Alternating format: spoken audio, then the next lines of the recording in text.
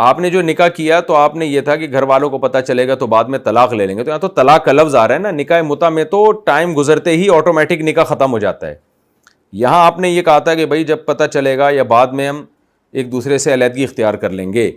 تو علیحدگی اختیار کریں گے ظاہر ہے شرعی طریقے سے، یعنی شوہر طلاق دے گا اور پھر عورت عدت گزارے گی. یہ جو بھی شرعی طریقے سے طلاق ہوتا ہے تو اس کو نکاح متع نہیں کہیں گے.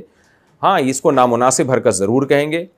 نامناسب اس لیے کہ لڑکیاں ماں باپ سے چھپ کے اس طرح کا نکاح کر لیتی ہیں اور یہ ہوتا نہیں ہے کہ پھر ہم بستری نہ ہو، کیونکہ جب مرد کو پتہ ہوتا ہے میرے لیے حلال ہے تو وہ ہم بستری بھی کرتا ہے لازمی.